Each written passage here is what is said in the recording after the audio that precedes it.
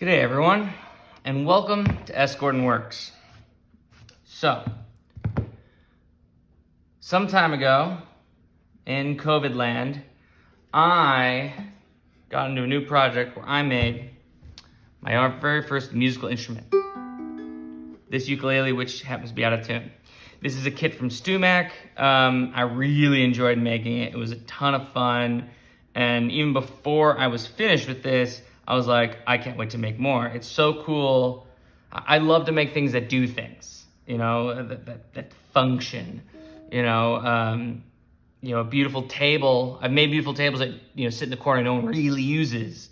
And I'd much rather, than make something that gets worn to hell. Anyway, so I made this, and as soon as it was over, I started thinking about other things I'd like to make into the musical instrument world. And so I was looking at other kits, and I couldn't decide what I wanted to do. But then I remembered that when I was a kid, I actually played the violin and for a very short period of time. And I was thinking, actually, what is the difference between a ukulele and a violin? And turns out there's a lot, but the gist of it is there's 4 strings on a violin, there's 4 strings in a ukulele. So I was like, how cool it would be to have a violin that played like ukulele. So that's what we're gonna do. I picked this up at an antique store for about $50. And it is an old violin. The tag on it said it was from 1910. And that it had gotten an appraisal a quote from a luthier to repair it would cost anywhere from $400 to $500. And at that price range, you can have a pretty nice violin that's not broken. So this obviously was not repaired. It came with some stuff, not much though. But when I first thought about doing this, I was tempted to just buy a cheap violin on Amazon, but that didn't seem like the right thing. As fun as finding an old one. So it did come with the tailpiece with 1 string. So we're not going to use that. But it is solid ebony. That is some really beautiful tight grain ebony, which is definitely something you can't get on an Amazon violin for, I think I paid $51 for this. Some awesome tailgut made from who knows what. We also got it did come with 2 tuning pegs. Nothing wrong with them, but we're gonna need more than 2. And then what else did it come? Oh, and then a really beat up tail peg. Looking on the inside of the violin, it says it was made in Czechoslovakia. And my high school history classes tell me that Czechoslovakia didn't exist in 1910. I could be wrong, but I'm pretty sure I'm not. So this is not from 1910. If I look in the F hole, I can see that it says Antonio Stradivari, or Stradivarius, and then Facebat Año. So I imagine that's manufactured or made in a year. And then it does say made in Czechoslovakia, which is the easiest thing to read out in there. So when we get a part, maybe we'll find out more about that. But yeah, it's pretty simple, standard size violin as far as I know. Again, I'm not a violinist, I'm not a luthier. Just take you over the whole thing. I mean, it's a beautiful old instrument. It's got some great color, but it is also old. There's a lot of the wear on it. There's a lot of dirt. The finish is pretty beat up. But the biggest problem is the top is barely connected. So we're gonna have to get that apart. Because I could squirt glue in there, but it's barely on. I do have a break here. There's some things I probably won't be able to repair. The side here, the side banding seems to have come loose, bulged, and then been re-glued, but that seems pretty tight. As well as the the side to the bottom here, from about here to here, is also loose, but the rest of it feels pretty tight. And then the fingerboard is also loose. So basically, the goal here is we're gonna take this, and by we I mean I, and we're going to try and get it back to more or less violin. So violin bridge, tailpiece, tuning pegs, glued together.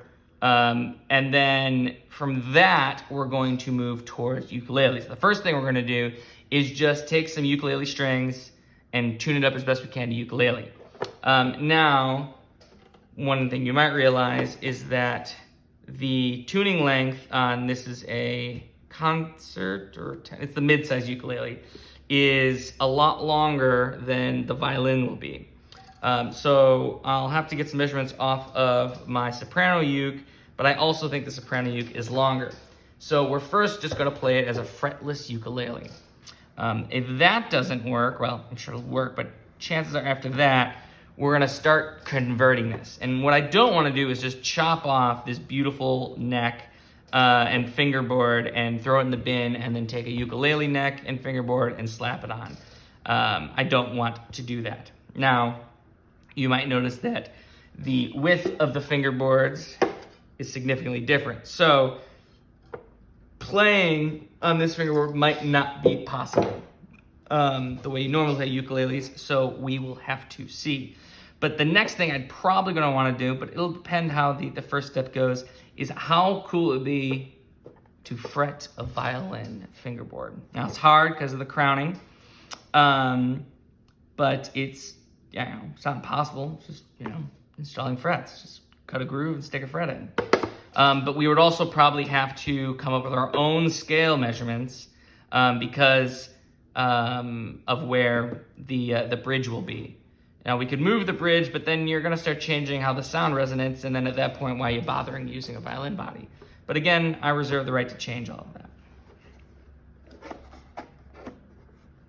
that. Yeah, come along with me. All right, so the first thing we're trying to do is we're going to try and take just the top off because it's the least attached piece in this violin. The back's pretty good with the exception of here. And I could take the tongue off, or the fingerboard off first, but I might be able to just get some glue in there and call that a day. I haven't decided.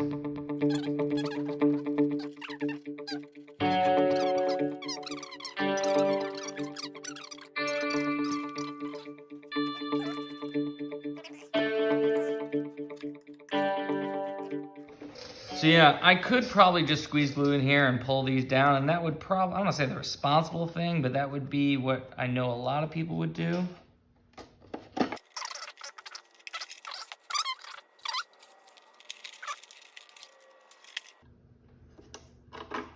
don't know about you, but that is weird. Also looks to me like they opened the F hole on this side. I don't know if you can see it, but that alpha looks really nice and crisp and even lines. This one's kind of fat through here.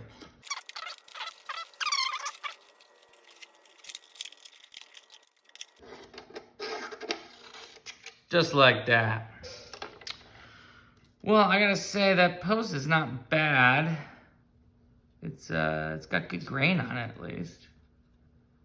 But I don't think you want that much string inside your violin. Or we also have to come up with a good name. Ukulele? Violele? I think ukulelin's the way to go, but we'll see. All right, so we'll save that for later. All right, now it's going to get noisy. By the way, if you like violin repairs videos, or repair videos of lots of instruments, really, violins he does, but probably guitars more than anything else, is Rosa String Works Workshop. He's got some really good videos. They're not tutorials, but he does explain what he's doing and why he's doing it.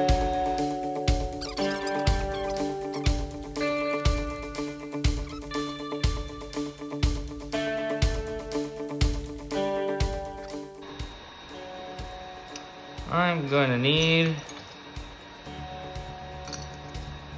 some wedges.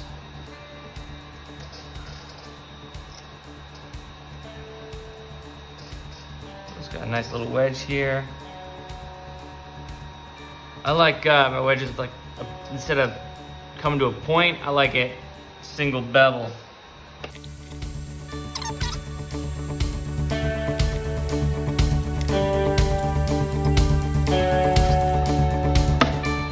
Boom. Whole side went.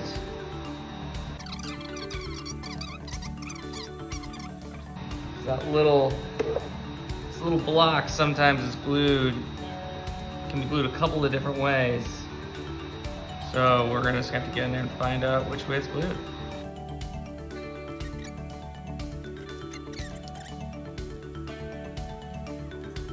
All right, well, you get the idea. I'm going to turn off the camera and come back when I go a little further.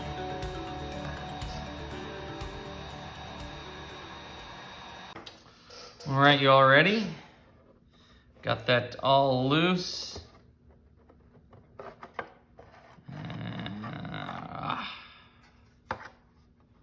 Ooh. Okay, oh man. So we got some bugs. Got some more label though. So as you can see, that's the label. I think maybe that's better. That's the label. So Antonio Stradivarius, don't really know what this is. Cremona, Cremonesis, I don't know enough about violins. But fabricated in 1721, again, made in Czechoslovakia, which I'm damn sure didn't exist in the 1721. So, cool, so that must be the style. So I guess I'll find a way to keep that. But other than that, it's filthy in here. We got bugs, we got dirt. So at least, you know, that part. So I gotta find a way to clean that out. So what do we got? A little inspection tour. So there's no blocks in the corners here, but the edge supports here are all bent spruce. Definitely bent spruce, which is cool, I think. Definitely thicker in some areas than others. This is a nice thick one in here and pretty damn thin, almost nothing, tapering to basically nothing up there. The blocks back here are spruce also, but this has a pretty damn big taper. So that's one of our problems, is they taper this block so much it was only glued on this very back edge, which you don't want.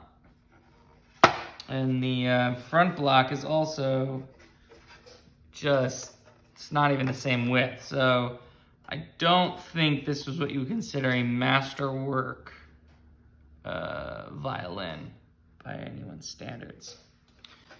Just judging by this, and then we look at the top, you can see that this was actually just carved out of here. And I can't tell if that's,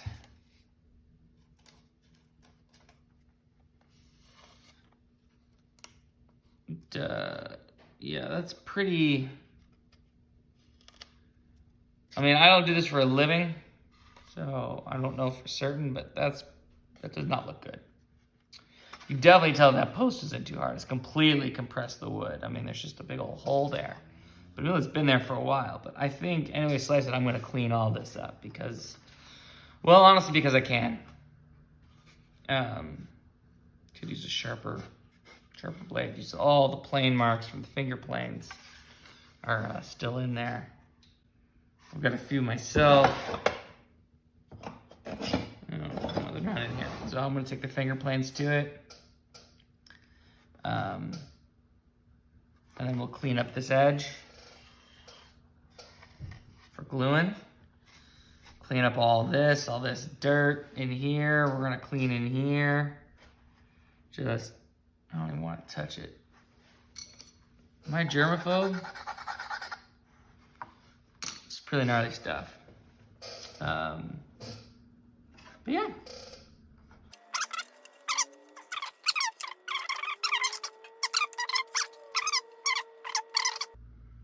I don't know. Stay tuned.